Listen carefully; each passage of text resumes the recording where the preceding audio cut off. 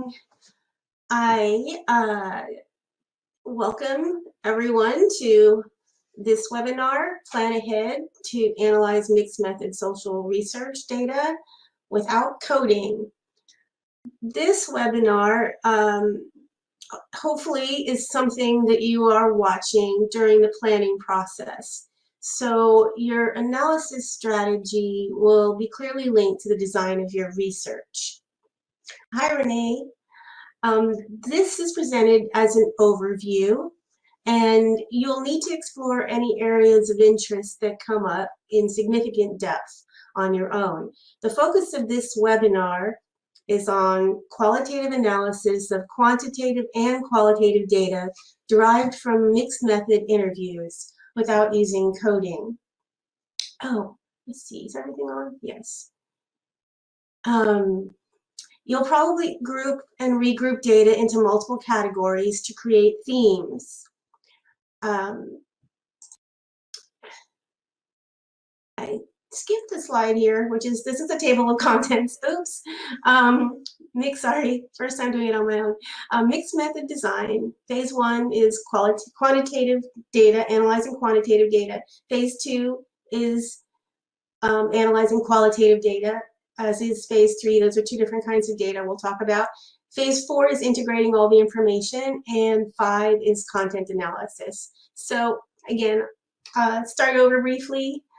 The webinar is an overview, and you'll have to explore areas of interest to yourself in more significant depth.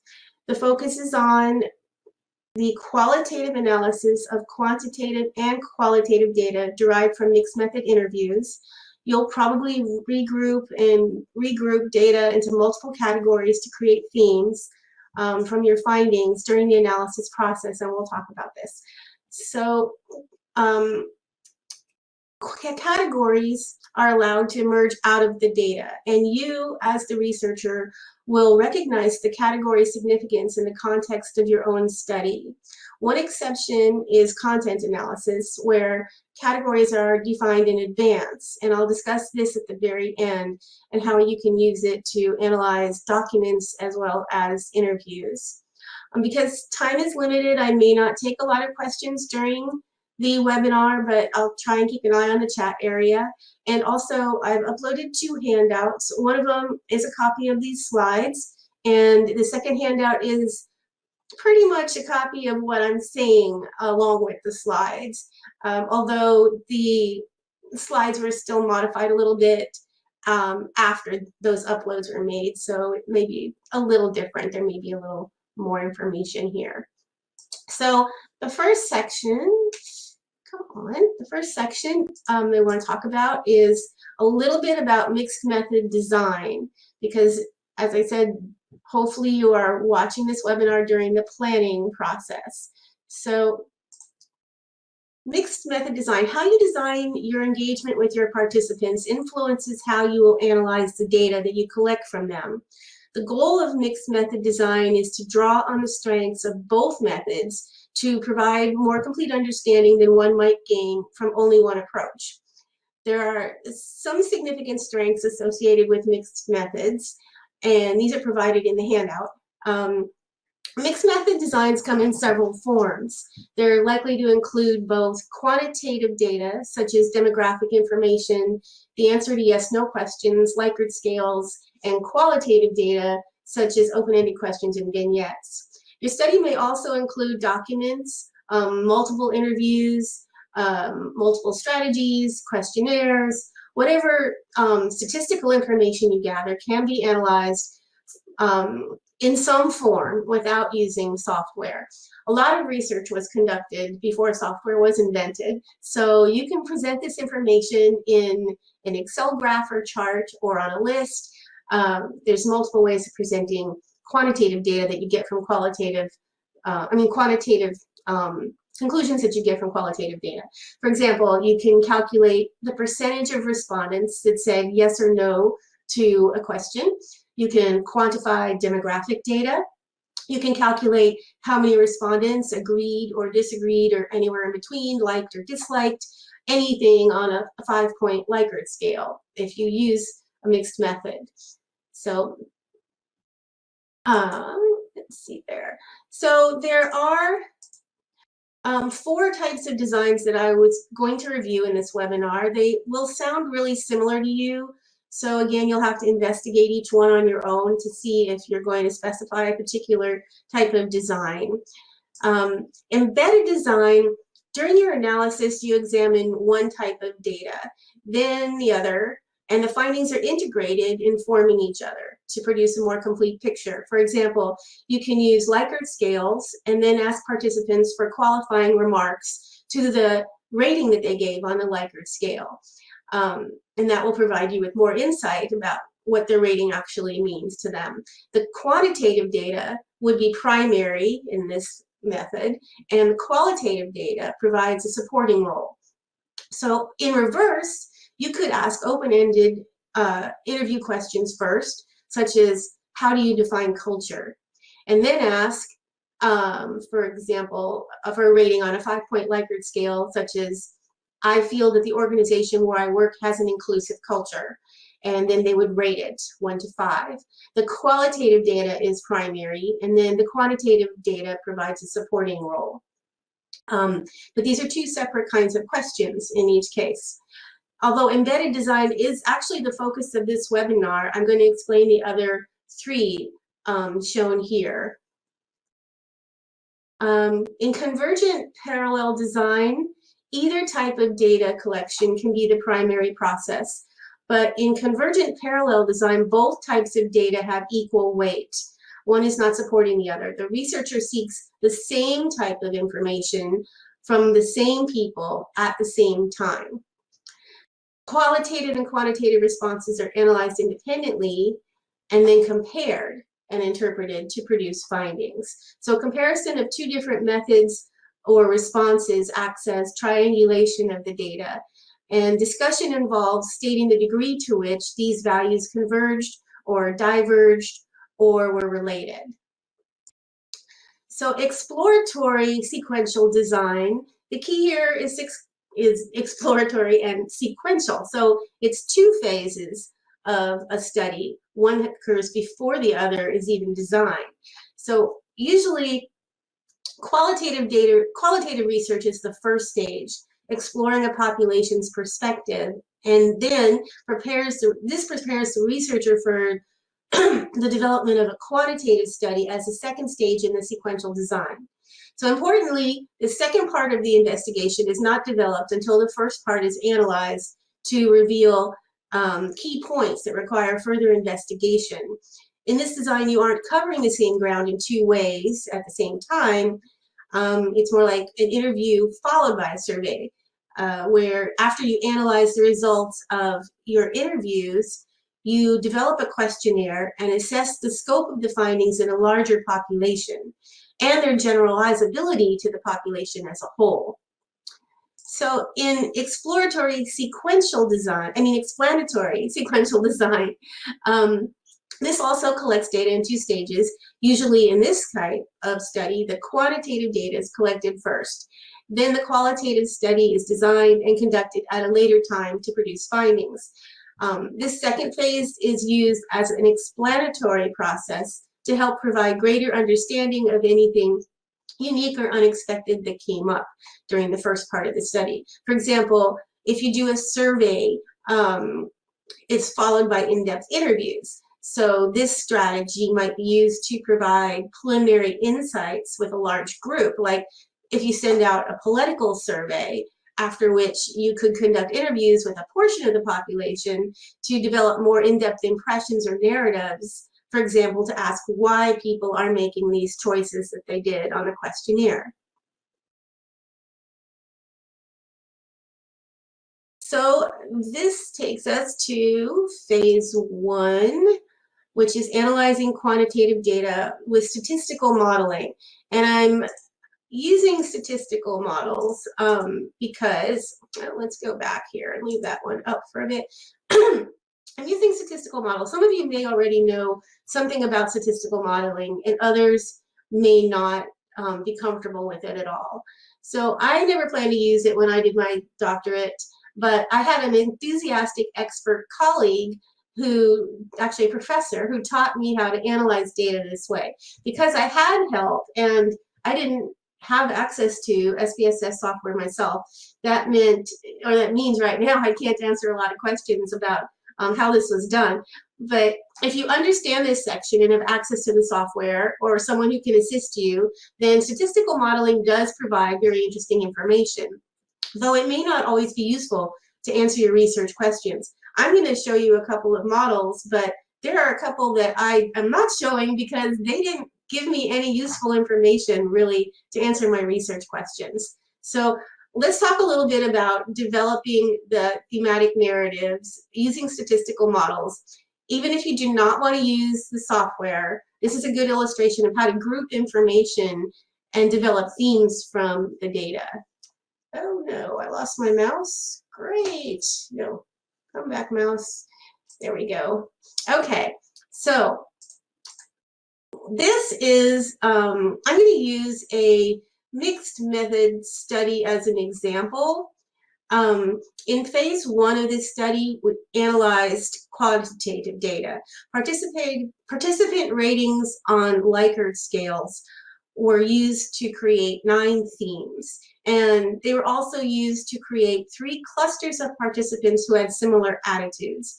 Ratings were also used to identify Likert scale statements that had an extremely high consensus in answering the research questions.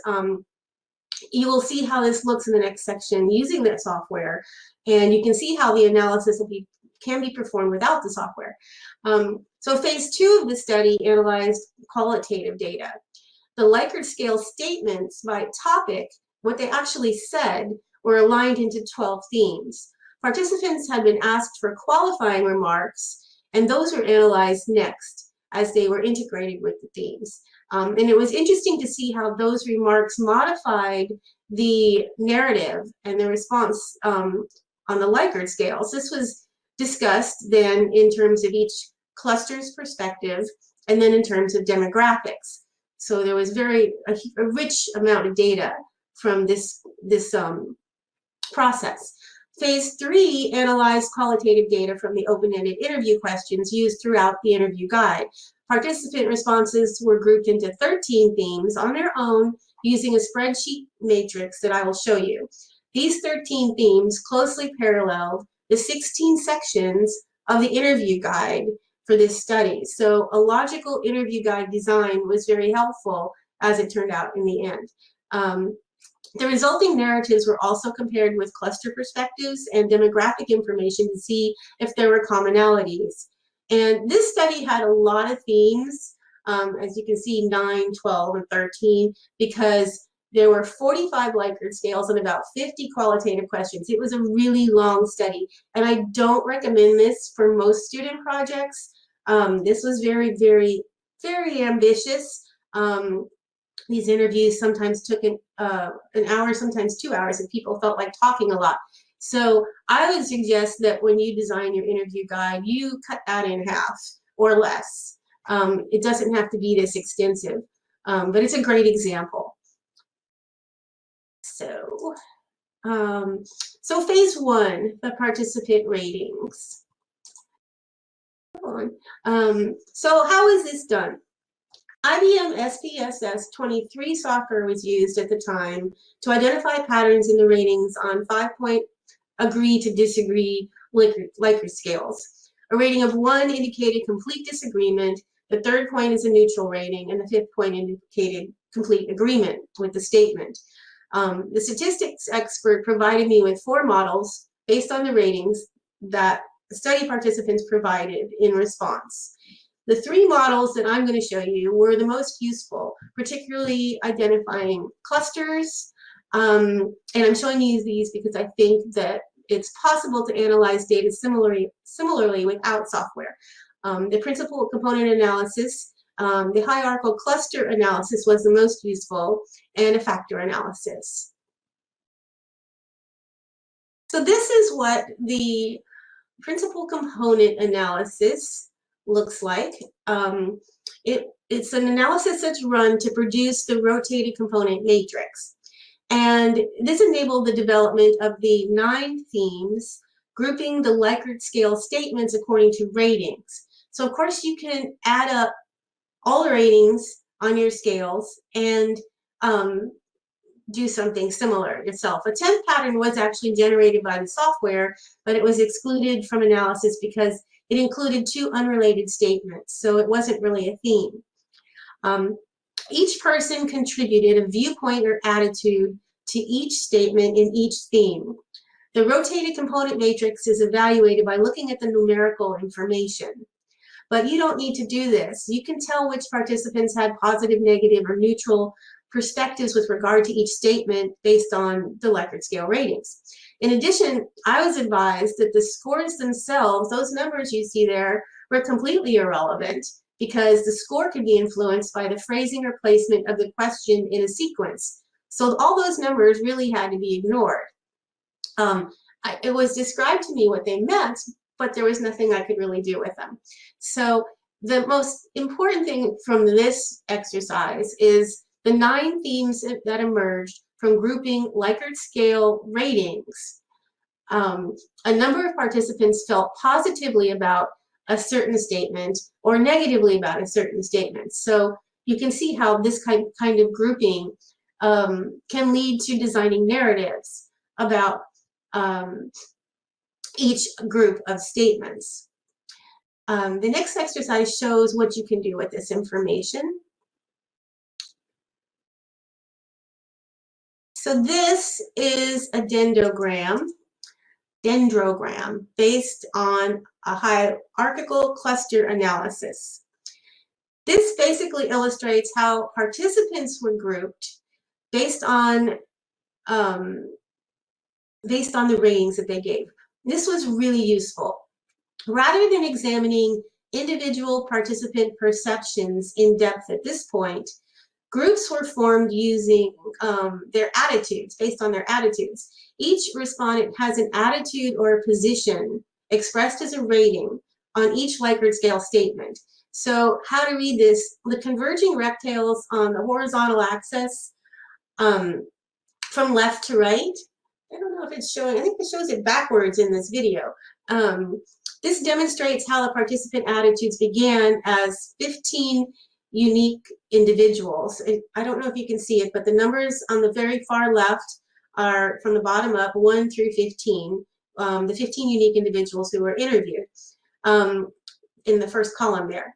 So these were merged into 3 groups or clusters based on how alike their responses were to each other. The cluster at the bottom in red, for example, includes participant 1, 2, 4, 5, 9, and 10. And this is indicated in the second column of numbers right up against the squares there. Maybe hard to see, but depending on the needs of the researcher, 2, 3, or more groups can be utilized. To do this analysis yourself, you might recognize, for example, that so many participants all strongly agreed or somewhat agreed with one particular theme. Well, so many, certain number strongly disagreed or disagreed in general with that theme. And you might find that there is more or less cohesiveness in your study. I mean, you may not find that there is much cohesiveness, but if you do, then you can develop clusters. And not finding this doesn't mean that it's a bad thing. It just means that your group as a whole is more cohesive. So each cluster, if you get clusters, are like a tribe with its own distinctive experiential story and values to share based on the ratings that they gave for the statements on each of the 9 themes that you had developed previously based on ratings. So still, we're using just ratings on Likert scales here. Using the clustered groups and their opinion on the Likert scale statements, you can create narratives using the topical information from the statements for each cluster. So that may sound, hopefully doesn't sound too confusing. Let's see. Quantitative modeling, the third one was a factor analysis. There is no illustration of this because it's more of a discussion To align the cluster perceptions with each of the 9 thematic narratives, a factor analysis was performed. This showed the mean, the numeric mean of the cluster perspective towards each thematic narrative. So you can, of course, calculate the mean yourself using a calculator. You know, it's you average out, this put out the scores linearly, and you pick the one in the middle. Of course, each cluster's thematic narrative was compared to the other clusters based on the mean of their ratings. So, for example, in this study, cluster 1 strongly agreed with theme 1 because the mean rating was 4.83 of 5 points on the Likert scale. Cluster 1 agreed or somewhat agreed with 5 other themes, and they disagreed with the ideas presented in themes 2 and 9. They were fairly neutral towards themes 4 because most of them kind of probably had a rating of 3, which is the neutral opinion on a Likert scale. So next, cluster perspectives were related to demographic characteristics, such the demographic questions that were asked included things like education level, gender, the length of experience they had in the field, what made them an expert in the field. So then you're developing quite an interesting narrative at this point because you have your clusters who have similar attitudes based on the Likert scale ratings. And they also have, then you can talk about them in terms of education level, gender, and demographics. In this study, for example, it became clear that education, tenure, and organization size were not really relevant to their perspective. However, it was determined that the men, who were 2/5 of the interviewees, were all more positive regarding the main topic being explored. They didn't see barriers as insurmountable as the women did overall. The women were evenly distributed in the positive, neutral, and negative clusters. The most skeptical third cluster was only women. So you see, developing themes from your Likert scale statements based on participant attitudes toward them, and then grouping into clusters can provide some interesting information.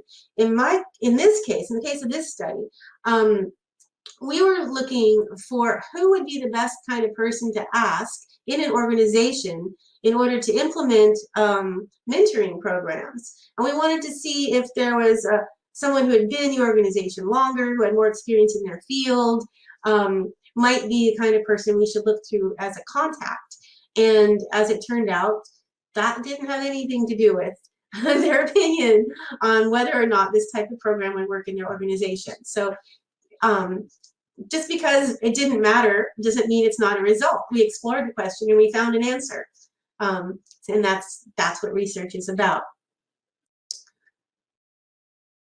So the easiest thing that you can do with the Likert scale statements is consensus. At the end of this phase, because a number of statements were rated highly by all the participants, those statements with broad consensus were identified as findings. You can draw out the statements with the lowest ratings, if appropriate, who strongly disagreed. In this study, we had career professionals with at least 5 years of experience who all strongly agreed with these statements. The time they invested in earning a degree was a worthwhile investment. I feel that the tuition expense was a worthwhile investment in career. They thought a degree or lack of that degree had an impact on their position or salary in their career, and they utilized the skills or knowledge acquired during higher education in their work. So these are very high levels of agreement. And remember, I had 45 statements, so this was very interesting. They felt very positively about education, but whether they would institute a mentoring program was another thing. If you're interested in using Excel to learn about statistical data management, I've included some exercises in the handout from Oxford University Press. And while I haven't done those exercises, they do talk about other ways of looking at statistical information in qualitative studies. So that might be very interesting to you. So in the next section, we're going to talk about analyzing qualitative data without using coding. Okay. So in this phase, as mentioned before, let's see, are we here? Yes, okay. The study had 3 phases. I just want to go over this really briefly again. Phase 1, we analyzed the quantitative data, participant ratings on the Likert scales, created 9 themes, 3 clusters, etc. So phase 2, now we're going to begin analyzing qualitative data. We're still going to stick with the Likert scale statements, but this time we're going to look at the actual topics of those statements. Those were aligned into 12 themes, and then responses were integrated with qualifying remarks for analysis, and then the demographics were considered again. So then we'll get to phase 3 next. So there are not clear-cut rules for analyzing qualitative data, but there are general approaches, such as the 5 methods shown here. I just want to give you an overview of the first 2, and then you can explore the last 3 in more detail with your committee or in your textbooks to decide your approach. And I put descriptions of these last 3 in the handout as well. So analytic induction, this is often used to derive causal explanations for a type of phenomena. For example, if you are interested in UFO sightings, you could study a small number of cases of the phenomena to search for similarities that you could point to as common factors proving that aliens did indeed arrive. And you can call these are cause for these phenomena. Any inconsistent case must be described, and it means that further data collection is required, or a shift in the hypothesis is required, or elimination of the hypothesis may be necessary. Maybe it wasn't aliens after all. Each shift requires that you do a new analysis and you reorganize the data. Critically, this type of study doesn't always answer, well, it doesn't answer the question of why something occurred. There's no way to know how many cases are needed for the validity of the hypothesis to be confirmed. This is a limitation of this type of study. So thematic analysis can be used in cross-case comparative analysis, for example. If you're analyzing multiple case studies, you could extract themes such as topics, ideas, and patterns of meaning that come up repeatedly, and these could be useful for exploring people's perceptions of the UFO incidents, for example. A comparative study of UFO websites or stories people tell may reveal commonalities or may identify where certain information is omitted. If you're studying organizational culture, for example, you may find the company websites define their culture or values in different ways. Thematic analysis is often applied to documents or interview transcripts, like we've been doing kind of here. So data from interviews may include various types of information, such as those shown here. So how you develop themes from qualitative interviews without using software, if you want to be very thorough in your analysis and fine-tune your knowledge about the data you collected, you work with a matrix. So this is what a matrix looks like, a very tiny one in this case. A matrix may be used, just like an Excel spreadsheet, for organizing and synthesizing data. This is how you conduct thematic analysis of qualitative interview data by creating themes and grouping remarks as you read through the content and enter key comments on a matrix. So you can start by listing your interview questions in the upper left, 1 question per spreadsheet, and then your participants can be listed in the first column, as shown here, and then across the top, you might construct an index of central themes emerging from the data, and perhaps sub-themes as you go through each participant's answers to that particular interview question. In this example, the researcher took one particular theme, ideology, and developed sub-themes of class, gender, ethnicity, and nationality. And you can see that they started entering participant data there. So thematic analysis, themes are derived from thoroughly reading and rereading the interview transcripts multiple times. You may watch for key themes based on your research questions or sections of your interview guide. These recurring motifs in the transcripts are listed on a spreadsheet along with identifiable instances or quotes. Keep the language accurate to the original participant's input, but try not to insert too much quota material in the grid because it gets messy.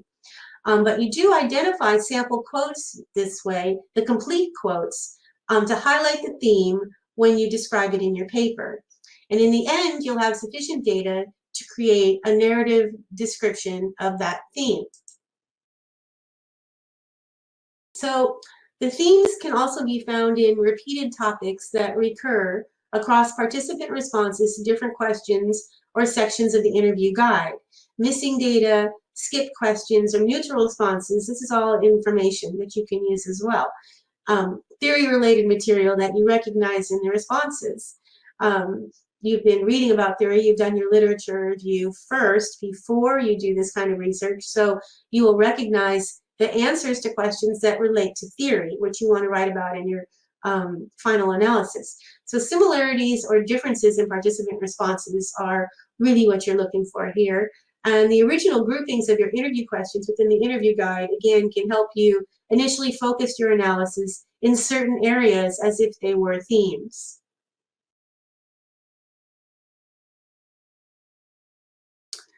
In addition to grouping participant responses into themes, if the data warrants it, you can group participants based on their responses to a particular theme. And this was demonstrated in the statistical analysis. For example, say you're exploring the concept of career mentoring with 15 human resource managers, and you find 6 answered a number of specific questions in a way which implied a willingness to mentor others. 4 were fairly negative, and 5 were fairly neutral on the Likert scales, but in their qualifying remarks, they indicated they would do it if there were an external incentive, such as a financial bonus, for being involved in the mentor program. So you would consider each of these groups a cluster and create a narrative for the group based on their responses. First, create the narrative that describes the cluster perspective using Likert scales, then add in the qualifying remarks and see how that changes the narrative, and then add the open interview questions and see how that changes the narrative. This is precisely the process that you use. The strategy would probably be sufficient for a student research project, particularly with a small sample population and a reasonably short interview guide. As I mentioned, this one that I'm showing you was really long, and you don't need to do something that extensive. The research that you're doing as a student is only the first phase of your lifelong experience as a researcher, so it doesn't need to be too intense. After this, then you can look at each cluster's demographic information, and for example, perhaps cluster 1 here, the first 6 people, they were all the very experienced HR managers, and cluster 2 may have had the newest HR managers, and maybe there are other correlating factors too, such as education or gender. So this is all in your handout. You can look at it in a little more detail. The next phase then is integrating all this information, which I kind of just discussed, but let's just talk about it a little more.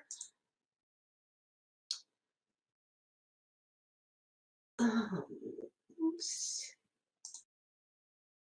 Okay, writing, no, wait, I'm on the wrong slide here in mine. Here we go. The last phase of the research required further integration beyond the data itself. This phase coalesces all the information that you've found so far, provided by the participants, to explore the parameters specific to answering the research questions. In the study I've been talking about, responses were now sufficiently analyzed to be reorganized into 5 new themes and 9 sub-themes as they related closely to the research questions. So again, you can use that matrix, and you have your research questions and then your themes and how the responses applied in those contexts. So I have one small warning for you with regard to writing up quantitative information that you get from qualitative data. You don't want to use quasi-quantification. The terms many or frequently or rarely or often are best translated into specific numbers. For example, rather than saying something happened in the last 10 years, you would write out 2010 to 2020. Someone reading your paper in 2025 might otherwise be confused. You want your work to be replicable and targeted, and it's always good to take out the vague phrasing or terminology. You don't want to allude to a quantity. You want to specify quantities. Limited quantification. When you provide examples of anecdotal information, bits of conversation from the interview transcripts, it provides little sense of the prevalence of the evidence. A striking statement may be given more significance than it's warranted. So the frequency of the appearance of something like a perspective or such as phrases in the interviews could be counted in order to clarify the prevalence of an idea or perspective in your participant group. This leads to the last type of analysis I want to discuss today, which is content analysis. So, content analysis is a strategy for looking at qualitative data, but its intent is to yield quantitative data. And I'm including it here because it's an interesting way of analyzing qualitative information without using a computer, and it can also be used to analyze data from interviews. Content analysis is an approach to any kind of document, image, film, TV program, website, obituary, brand references and lyrics, judicial decisions, annual reports, policies, speeches, or other written or spoken information such as interviews. Traditional content analysis seeks to quantify information in a systematic and replicable manner in terms of predetermined categories. It's the objective, systematic, quantitative description of content of a communication. So, and as we said in the very beginning, categories are defined in advance. So if you're going to look at the frequency to which an opinion appears, for example, or a phrase appears in the interviews, you define those in advance before you even start. Content analysis is not the analysis of meaning of content. It's an approach to generating data and identifying things to be counted. It involves the frequency of words or phrases or instances of a certain disposition to try and quantify and explain this information. So, clearly articulated research questions are essential also if you're going to do this, because categories of information are defined in advance, and the analysis of content, such as a series of newspapers or interviews, you look at each one precisely the same way every time, systematically, seeking the exact same types of information, such as key phrases or keywords, such as if you're looking for gender stereotyping, then you would look for key information that indicates this. The rigor helps to eliminate your personal bias. And there are two general types of content analysis. There's conceptual analysis and relational analysis. Conceptual analysis determines the existence and frequency of concepts in a text, like an interview. Relational analysis develops the conceptual analysis further by examining the relationships among concepts in a text. Okay, so overall you can see that there are many ways to examine the data you collect in your interviews, so decisions should be made about the best approach for your project up front. Okay, there's more details in your handout regarding this, but here's an example of how to use content analysis in a mass media study. First, you must define the materials being studied, just like you're defining a sample population for an interview. I provided a list of types of media a few minutes ago, such as newspapers, magazines, morning talk shows between 5 and 8 a.m., or presidential tweets during prime time during news broadcasts, for example. So it can be just about anything. There's a bunch more ideas in the handout, so you can get ideas of what you can look at. Sample questions that lend themselves to mass media content analysis are like, when did the news items on this topic begin to appear? How long did it take for the interest to wane? Did journalistic stance on the topic change over time? And again, there's more questions in your handout. So one example A research problem may seek the representation of X in Y. X might be the mention of drunk driving or animal rights or general stereotyping phrases or other key phrases, and Y might be the types of media or interviews where the discussions occur. So X, how much does X occur in Y? Another example, you might focus on certain types of media that came out during one or more time frames from past to present surrounding a historical event.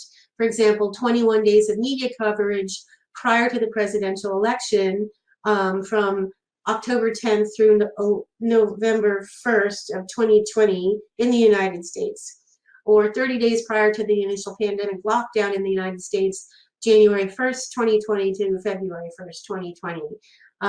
Anyway, this is how you define the time frame.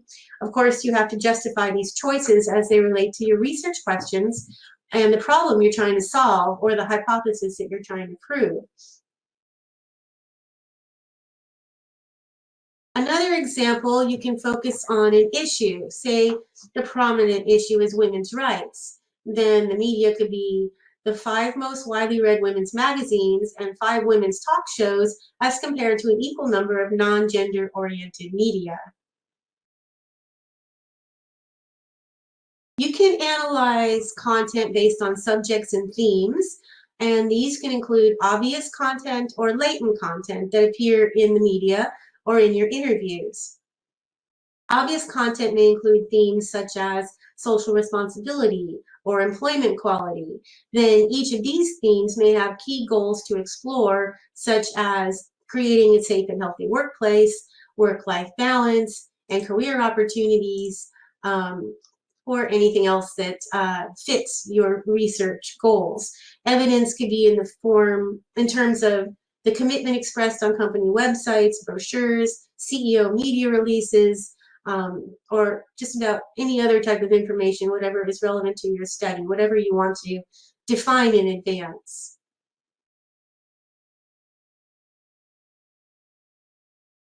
The latent content is very interesting. It may include dispositions, such as journalistic bias, or in interviews, it may include your subject's dispositions.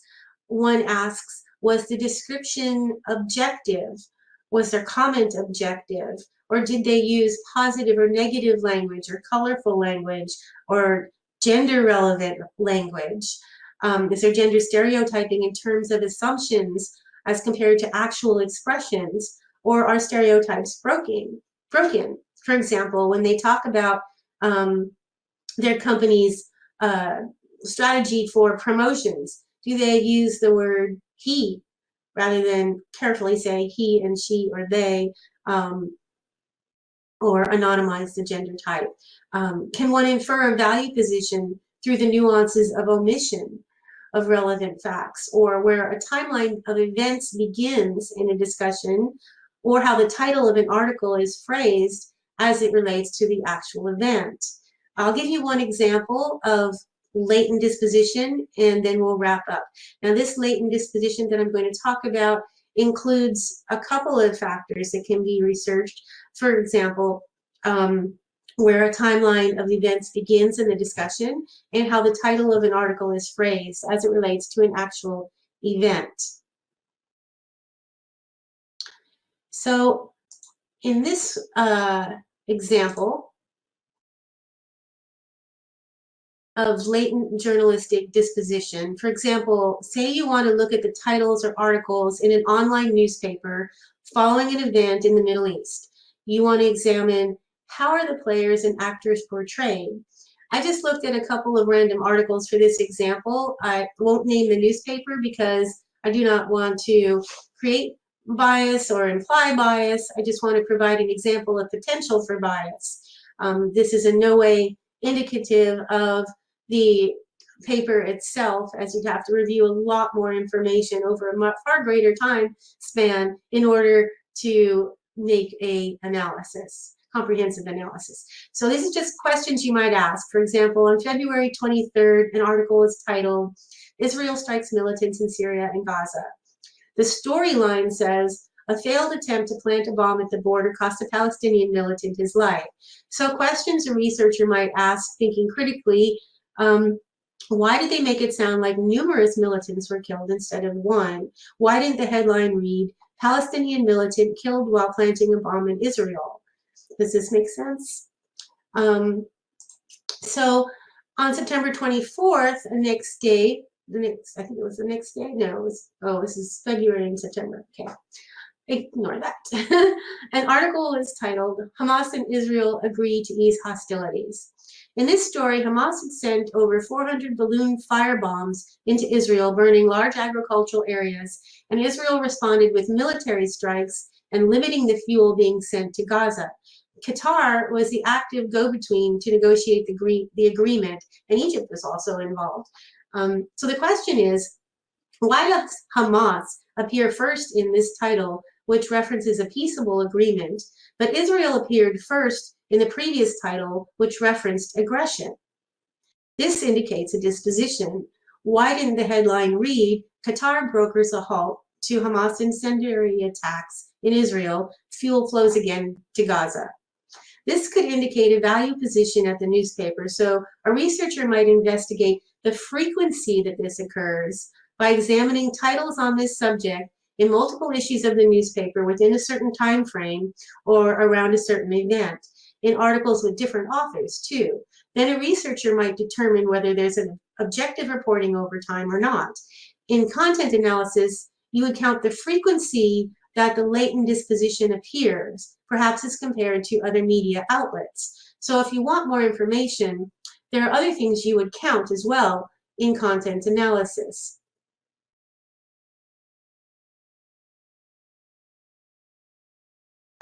So other things you would count include the significant actors. Did a generalist or a specialist produce the item? Who is the author and what details describe him or her? Who is the focus of the item? Were there alternative voices provided, and who are they? So you can talk about this in terms of your interviews as well. Obviously, you're going to be, well, maybe not obviously. You may pick random people, or you may pick a purposefully sampled population of experts. And words are counted as well, counting the frequency with which keywords appear. You can use software for this, or if you have access, such as CACA, I guess it's called, computer assisted content analysis. In any case, as I mentioned earlier, you can check on things like stereotyping, gender, and how often this appears.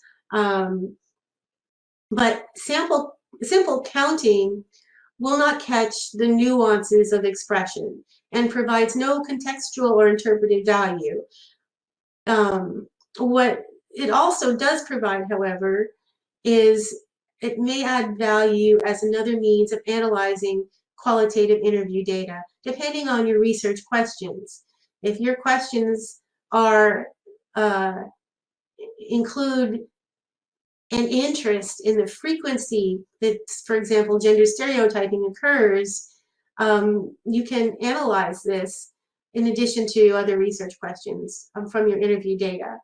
The handout describes general advantages and disadvantages of this method, but in conclusion, I hope this gives you some ideas regarding how to design your study with the thought of how to analyze the data you collect in advance. So if anyone has questions, there is some time to take questions now. And otherwise, this concludes the webinar for today. And thank you very much for attending. Are there any questions? Or are we wrapping up early? I don't see any questions right now. Maybe I'm looking on the wrong page. Let's make sure I've got that chat up.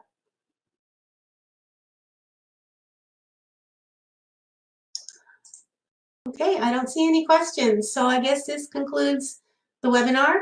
And you can reach me at stephanie@pd.education if you think of some questions later. Otherwise, thank you for attending and have a happy Thanksgiving if you're in the United States. Bye-bye.